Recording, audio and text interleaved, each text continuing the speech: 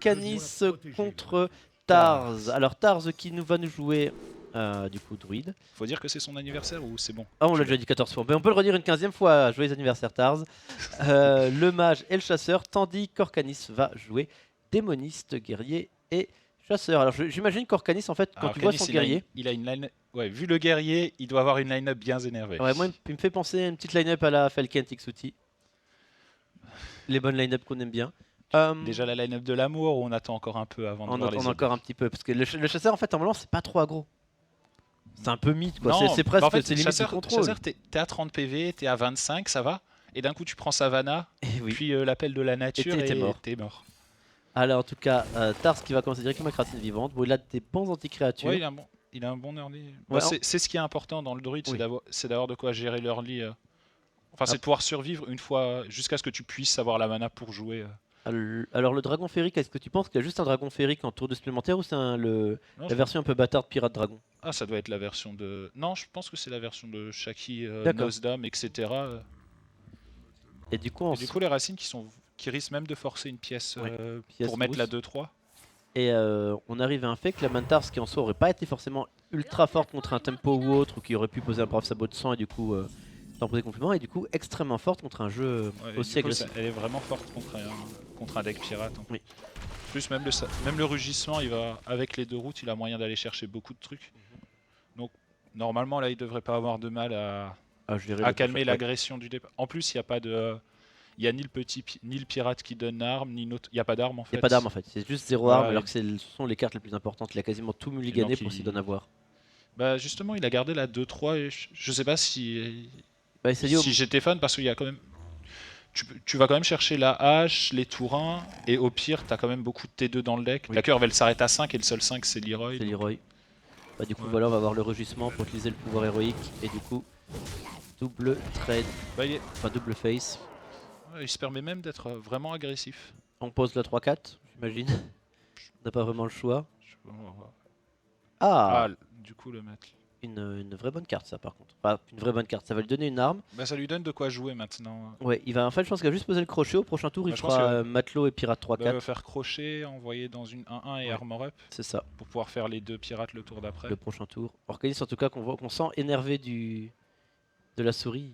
Il bouge dans tous les sens. Bah, c'est le premier match, c'est la première fois que tu es cassé joues ou c'est en- pas, non, c'est pas du tu joues tout en trave critique? comme Ah ça, oui, c'est normal. Oui, oui. Et en plus, c'est contre Tars. Oui. Le jour de son anniversaire. Ça fait beaucoup. C'est vrai que ça fait beaucoup pour un premier match. C'est vrai que si vous avez jamais joué comme ça en mode où en fait il y a le fait d'être casté de chez soi, vous savez que vous êtes casté, il y a quelqu'un qui vous follow, et là d'être sur place en live, d'être vraiment sur le truc, t'as pas d'alt-tab, c'est vraiment très différent au niveau de la pression, surtout c'est la première fois. Ah, moi, c'est le fait que tu puisses pas trop bouger. C'était Amnesia qui avait dit ça aussi, que le premier tournoi qu'il avait fait pour les Spring, pour le Winter du coup, où il était vraiment trop stressé parce qu'il pouvait pas avoir sa balle rebondissante avec laquelle il joue tout le temps chez lui. Il peut pas avoir sa balle rebondissante, peut pas être, coup, en caleçon, tu vas faire un peu attention comment tu te tiens ou autre. Donc tu fais des qualifieurs en caleçon. De quoi? Ouais, bien sûr, toujours. Surtout vu la chaleur actuelle. Non, du coup, ça a l'air d'être un tour assez simple. Oui, matelot et... Matelot, la 3-4 et puis un trade. Trade sur le 1-1 bien sûr. Après, est-ce qu'il hésite sur quoi? Il se dit qu'il voudrait garder pour faire... Sinon tu pourrais peut-être juste trade. Et faire armor up. Et armor up pour pouvoir avoir la faucheuse au prochain tour et ensuite buffer la faucheuse. Ouais, pourquoi pas. Après ça développe. En tout cas, Tars, je pense que vu la vitesse de l'AIM, c'est pas si déconnant de dire que tu vas attendre. Ah non, il le fait pas. En tout cas, Tars qui a l'air assez détendu, il regarde à gauche, à droite. Limite, il est pas loin de faire des petits pas de danse. Ah, il va se transformer en Volviloreal bientôt. Bah après, du coup, Tars, effectivement, la pression de jouer en live, il l'a absolument plus du tout. Il commence à connaître. Qu'il fait, ah oui. Depuis le temps qu'il fait des compètes live.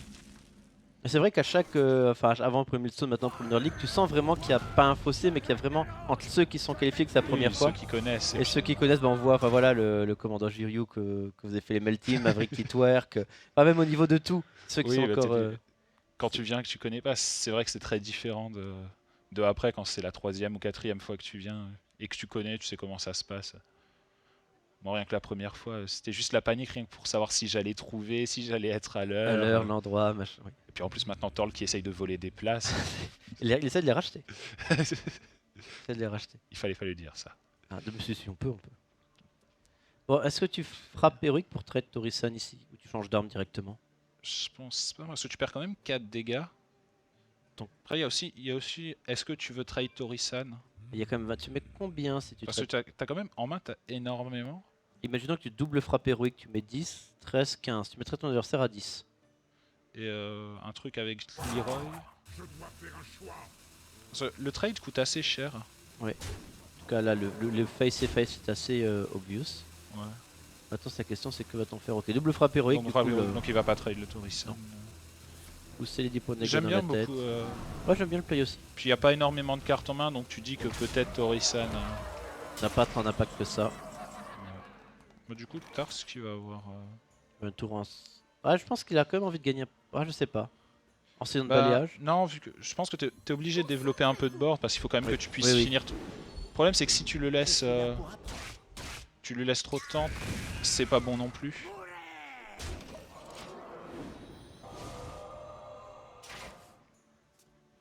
Alors 5, 8, 9 et 6. Il peut avoir l'état le prochain tour. Avec le scénario, s'il booste tout le monde et qu'il n'y a pas d'armure.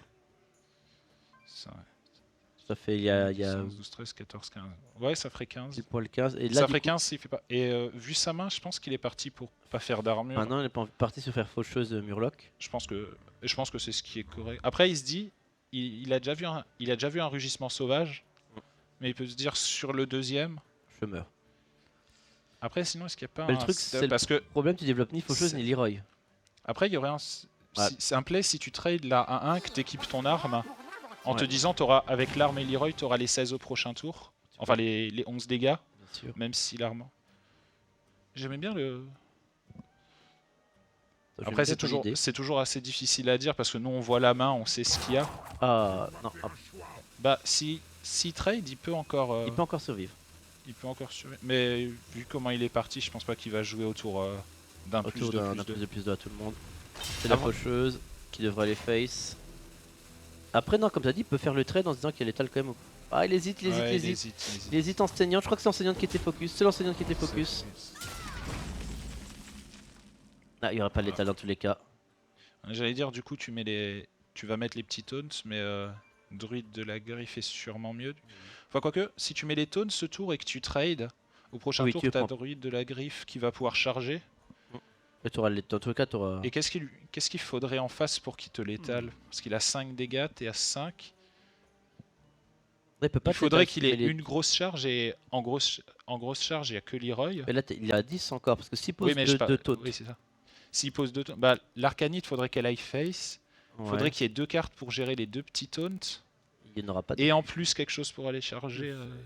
Ça paraît compliqué avec une draw. Ouais, c'est ça. Donc je pense que j'aime bien. J'aime bien trade des Scénarius. Oui. Ok, préfère gagner d'armure.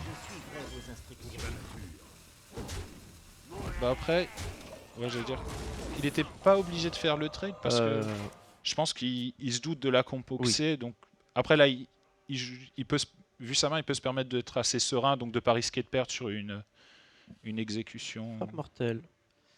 Est-ce qu'il se dit pas qu'au moins sur frappe mortelle, il n'est pas mort? Dans sa tête, c'est ce qu'il se dit. Il espère de pas être mort. Il peut se dire, je frappe mortelle soit 4-6, je mets cette face. Il va trade, aller face, hero power et espérer pas mourir. Oui, malheureusement. Après là, il meurt sur n'importe quel +4. Il en reste encore énormément dans le deck. Il reste un balayage, il reste le deuxième de la griffe, le deuxième rugissement, Scénarius. Ça fait beaucoup. Donc ça, voilà, ça c'est obvious, elle est sûre de lui. Elle est tellement obligée d'aller face, voilà, pas le choix. Et ça va faire 1-0 pour Tars. Ouais, il nerve, on s'en fout.